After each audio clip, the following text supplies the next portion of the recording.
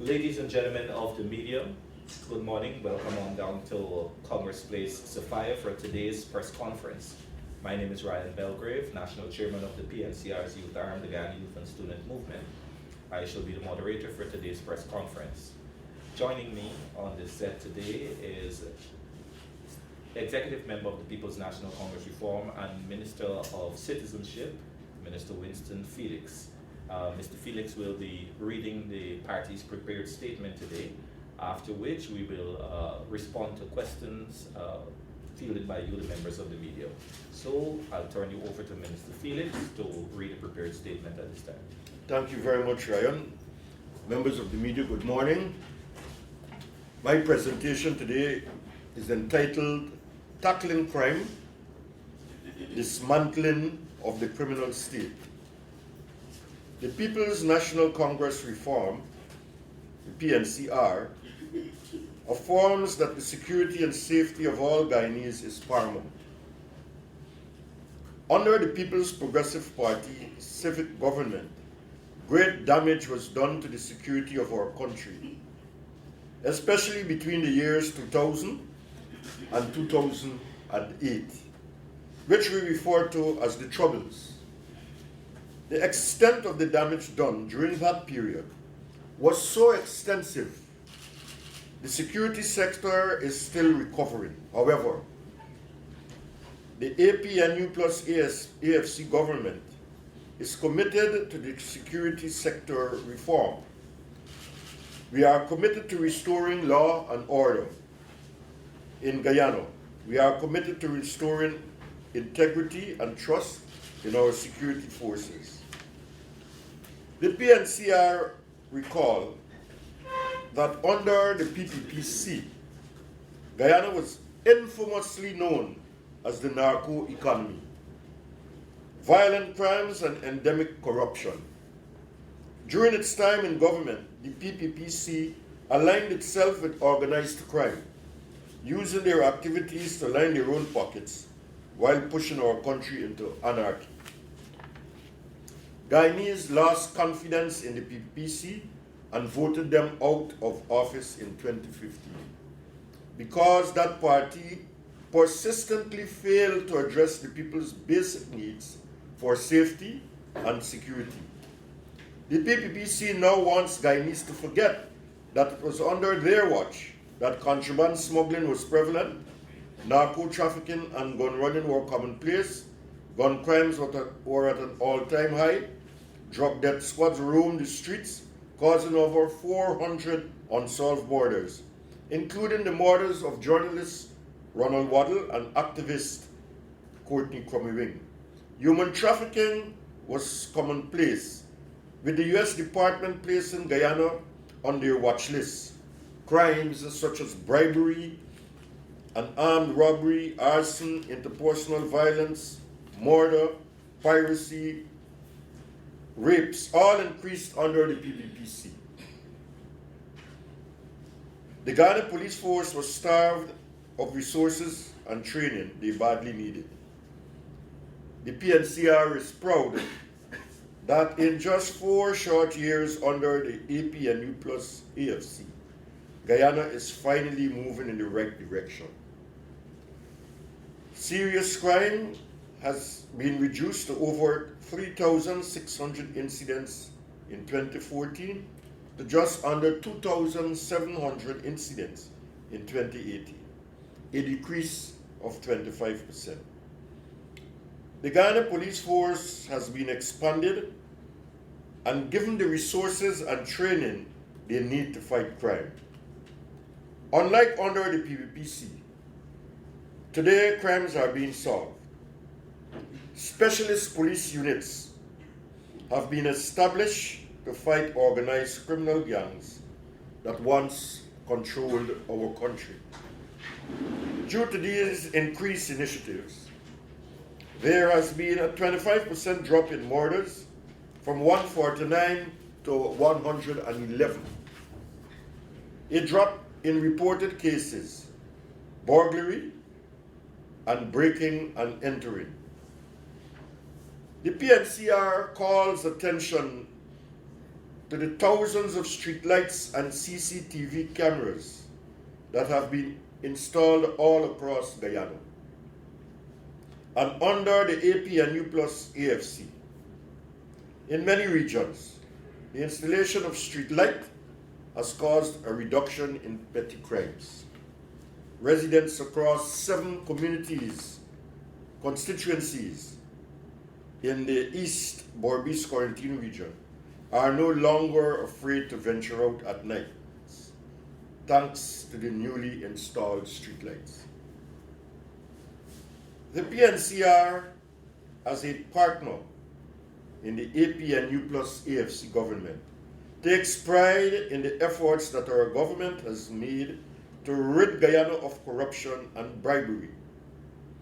APNU plus AFC's rapid progress on countering corruption has been recognized internationally, with Guyana highlighted as one of the biggest improvers of the Transparency's International Corruption Index.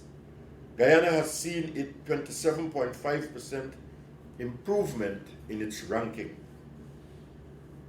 The National Anti-Narcotics Agency, NANO, was established by the coalition government to tackle drug trafficking.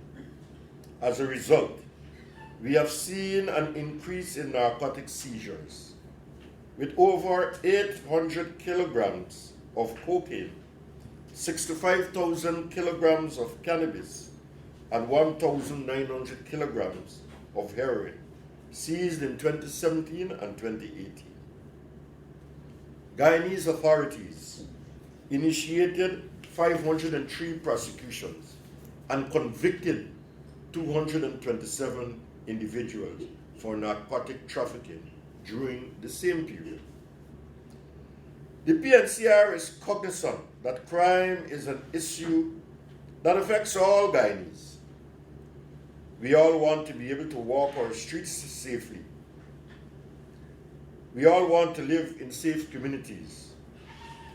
Under this government, the police force has been given the resources and tools to tackle crime and make our streets safe. We are not only taking criminals off the streets, but we are also removing drugs from our communities. In all of this, we must not forget that the PPP's presidential candidate, Irfan Ali, is still before the court facing 19 charges for his role in an alleged conspiracy to defraud the state of some $174 million. And the authenticity of his academic qualifications are still questionable. If Mr. Ali is prepared to lie about his academic qualifications, then it stands to reason that he would lie about anything. You cannot trust him, and you cannot trust the dishonest PPP. As we approach the new general and regional elections, nothing has changed. The PPP is the same old faces, with the same old scandals, wanting to return to the same old corruption and their same old ways of stealing from the Guyanese people, and stealing our jobs and holding back our young people. The PNCR calls on Guyanese to support the APNU plus AFC and our plan to crack down on crime and corruption. We are making progress, but it is still only the beginning. There is so much more that needs to be done to make our communities and our streets safe. A safe, stable community will bring with it a stable climate for the creation of real and meaningful jobs. With your continued support, we can take Guyana forward. Here ends the reading of the statement. Members of the media, that of course was the prepared statement and the position of the People's National Congress Reform at this time. This is the opportunity that you have to field your questions based on the statement that was read. and any pertinent questions that relates to the party's operations at this time. Good morning, Sean Embrad, Capital News. Minister, you spoke on crime. There's a perception that there's still criminal activities and it's severe. How would you describe the type of criminal activities that are pervading the society now? And I haven't heard you mention anything in the line of conviction for what we will call the big fish in money laundering and those who are smuggling drugs or narcotics or whatever the case may be. We haven't seen any major conviction in that bracket, and what is the government doing to address that aspect? Thank you for Now, there were two questions you posed. One, you asked how would I describe the current crime situation. Crime, no form of crime is acceptable. The government position is that all forms of crime is unacceptable, and that is why we are endeavoring to ensure that the police force is resourced to a level that will enable it to eventually detect and prevent the commission of crime. We have increased their budgetary activities to give them the capacity to deal with this scourge which is in our society. We have given them additional facilities in the form of cameras, which would ensure or serve as a backup where citizens might be afraid to come forward. Once the cameras capture those images, we can record them and we can have them placed before the courts as the evidential basis upon which the court can accept the evidence taken electronically is already passed and available for use. On the issue of major convictions for what we call big fish, as you are aware, that continues to be a work in progress. In no country, the big fish is caught just like that. It calls for extensive work because of the manner in which big fishes are protected and organized. That is a work in progress which the Guyana Police Force and the other associations, the other national groupings, NANO, and the other drug enforcement agencies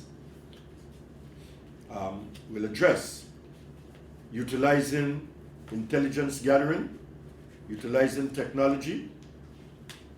I'm sure that one of these days we will put before the courts someone you would describe as a big fish. Nightly News. Minister Felix, you spoke about how government is basically trying to tackle crime, and you made comparison between now and the past. But can you explain to us how much has been done in the areas, for example, if a person has been convicted, a drug dealer has been convicted and sent to jail, they're coming back and yet have access to proceeds from their assets that they would have gained from narcotics and things like that.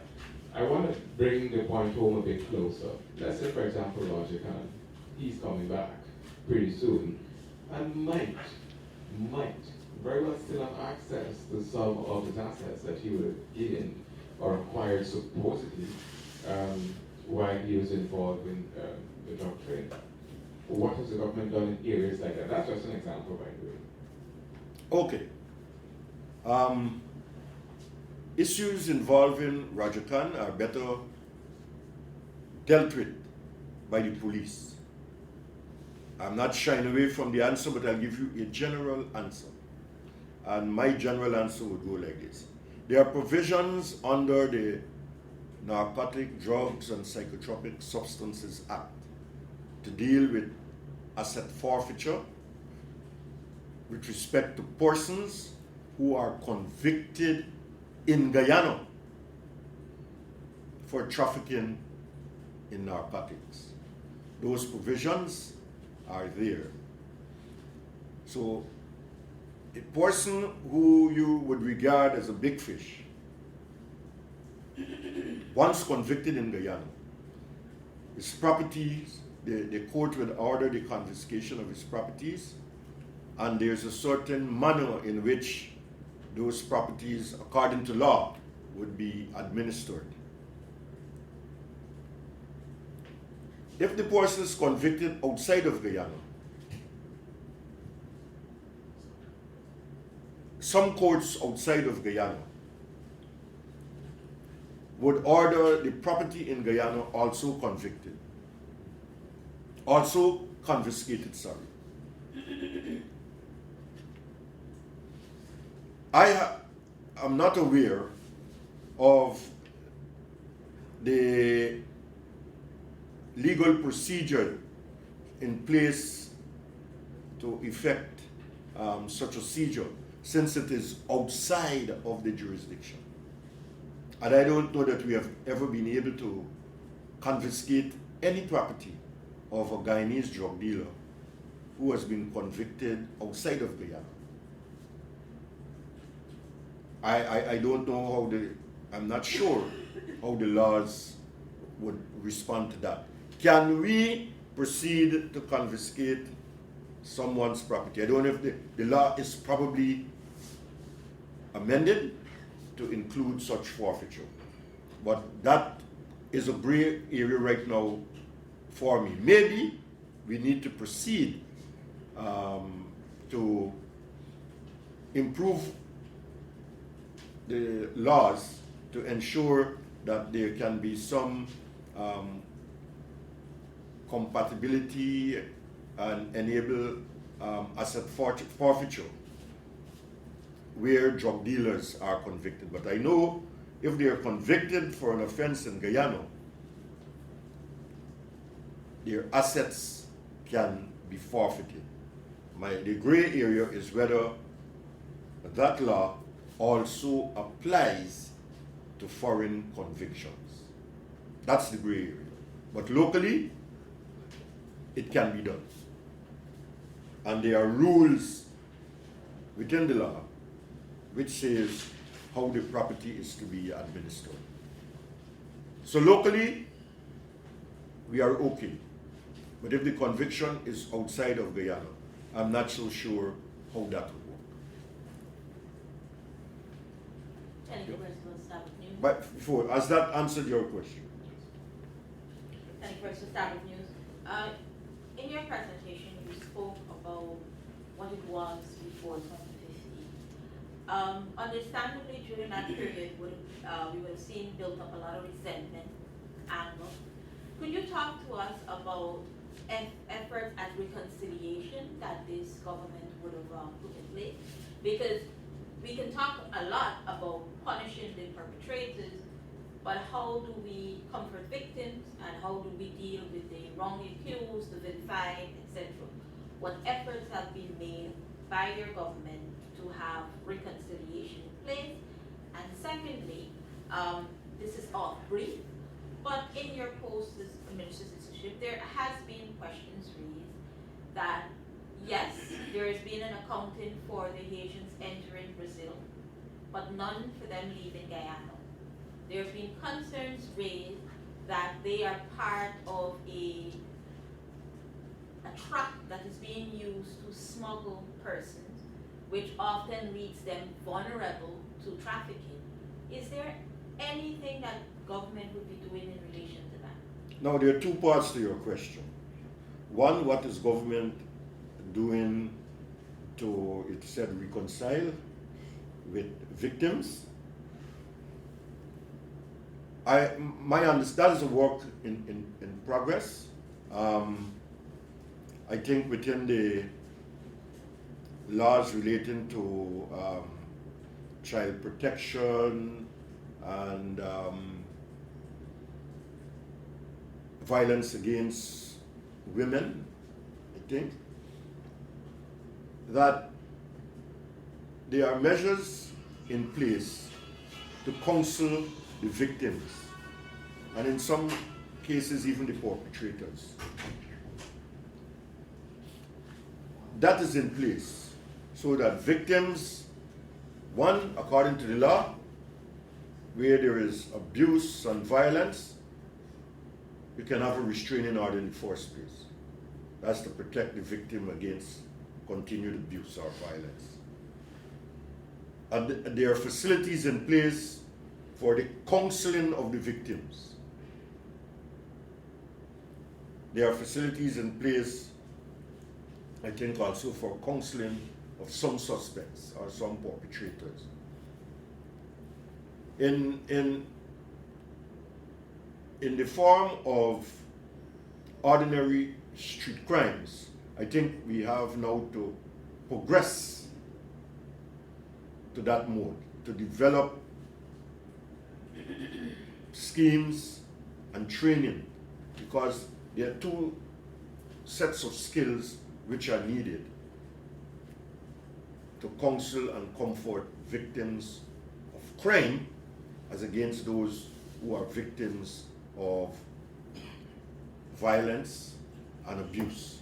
So I think we have to develop the facility for training such counselors to deal with victims of crime. And I do agree that certain victims in robberies and so on would need counseling.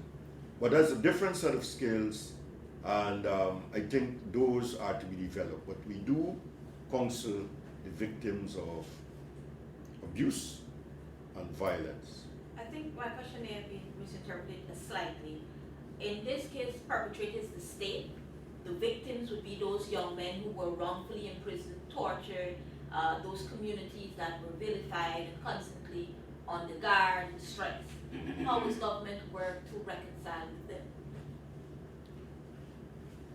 That too is a work in progress. In some cases, there are actions before the court. The court is one way in which such victims can be, they can have their you call it appeasement, or they can have a remedy for the wrongs which have been done to them by taking action before the court. But the sort of social work that I think you want to refer to, right? I think that is a work in progress, and we have to develop the skill set to deal with victims of, let us say, not extrajudicial killing, because they would not be available. Those who were violated by law enforcement or by officials, that's a separate skill set needed, and of course we will have to access training for that sort of, to counsel that sort of victims.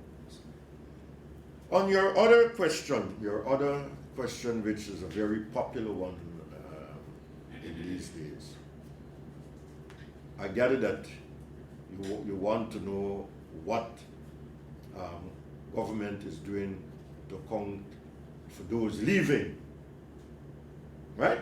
Yes, and of course with the concern that they might be smuggled, there's also Good. the concern of abuse.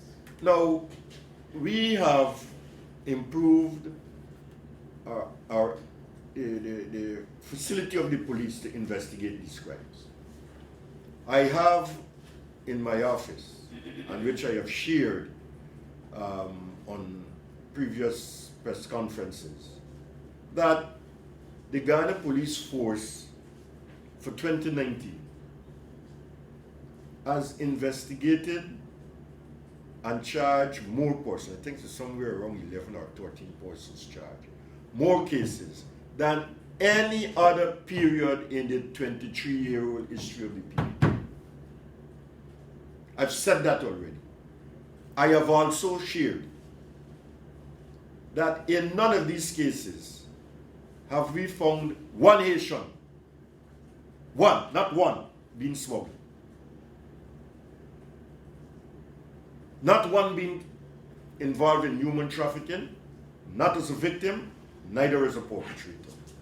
So, while it is within the remit of those columnists and journalists to raise those issues, the government agencies like the police and the narcotics unit are always on the lookout to detect trafficking in persons or smuggling. We have not detected Haitians, we have detected other nationalities. Such as? Well, we have found Venezuelans, those from the Dominican Republic, and the majority being Guyanese. We have found those and we have published those. But no Haitian has been found. So, the hysteria with which this matter is being dealt with is what I suspect to be aimed at tarnishing the government. But the records will reflect so far that we have, in our investigative work, we have not detected any Haitian at this time who has been either a victim or a perpetrator of trafficking in persons or human smuggling. Kamal King, Kaisha News, excuse me. Minister Felix, in your presentation you spoke about how serious crime has decreased significantly over the years. But when we have this conversation, we cannot speak about it in isolation from the fact that society has developed in such a way that information flies in your face so much more easily now. So while you can say that crime has decreased, there is still a perception that crime has run amok. How does government... Crime has run amok. How do you contend with the perception that the society is unsafe? And my second question, I believe Mr. Belgrave said we can also ask about party operations. I wanted to ask, well, we know that there's going to be a renegotiation of the Koningsberg Accord. What can we expect can we expect a difference, a magnifying, so to speak, of the PNC's role in the accord? Well, if I take the last one first. I don't think the PNC is looking for a magnified role. We are looking to improve on the partnership in general. Our relations, there is always the issue of human relations in the partnership, and that is what we're trying to achieve by reviewing what has gone on from the time the first Koningsberg Accord was signed. I think we want to improve our relationships because we believe that the partnership must endure for years, and we can only achieve that where we have reviewed our past, learned from it, and build on the future. That's where we want to take the partnership. The second part of your question, in relation to crime and the fear of crime and how society is safe, is in newspaper articles that headlines crime that generates the fear in this society. I'm not saying that they should not be published. People need to know, and I agree with that. But unless there is a front page article in crime, it doesn't appear as though newspapers will be sold. That's how I see it. And that is what generates the crime, the fear, right? Other countries got more serious crimes. You check and see how many of them make headlines in the daily newspapers. Again, I'm not saying they shouldn't be published. I'm fully in agreement with the fact that the people must know. But it's the prominence it is given. Crime is an ever-present feature in every society. Doubt that. It's how we manage it. And how the media also manages it. That is the issue for me. Right now, one of the things I've always said in another life, that you can produce any amount of statistics. It's how the individual feels about crime, their perception, how they receive the report of a robbery or a robbery murder. That is what creates the perception. And I'm saying that to tell you this, that on the one hand, we must have the stats, because the stats will compare different periods.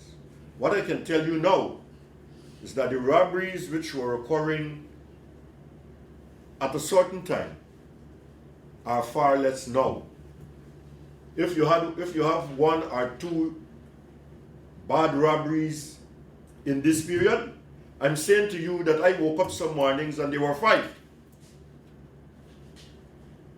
And when you add up throughout the country, there have been 7 or 8. So the 2 we're having today, which is a reduction from what occurred in the past,